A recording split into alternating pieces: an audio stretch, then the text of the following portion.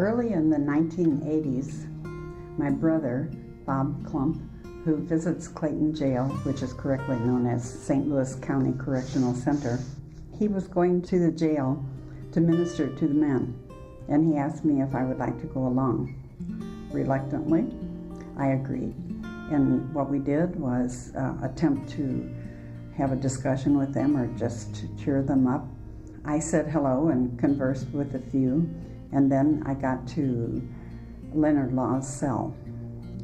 Leonard Laws, I believe, was about 32 years old at that time and was accused of killing 2 people. And I said, "I'm a sister." He said, "Oh, I knew some sisters in Vietnam." And he said, "You know, some were counseling," and he said, "I saw others up to their elbows in blood and guts." And he said, "I really admired them."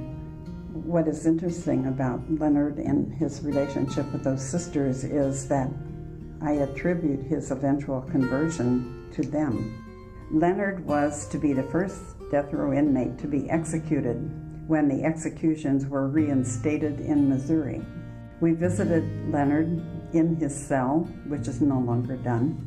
When we said goodbye after praying, we walked out of the cell. I burst into tears.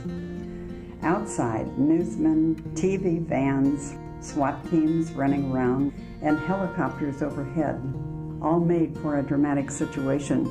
I was interviewed by all the TV channels, and later I got to view these broadcasts, and I noticed that none of them chose to include the fact that Leonard had truly been repentant and accepted God into his life.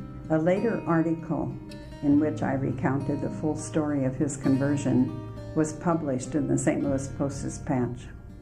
After visiting with Leonard, to our surprise, we heard an announcement on the radio. Leonard had received a stay of execution.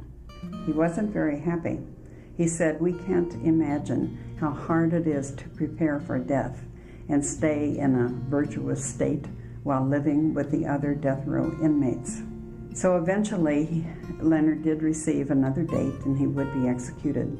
We again went to his cell and we shared some of his Last Supper, which was very meaningful to me. We prayed and then left, coming back again at 10:30. When the drapes were opened, we saw him on the gurney, covered with a blanket up to his shoulders. He looked back and smiled.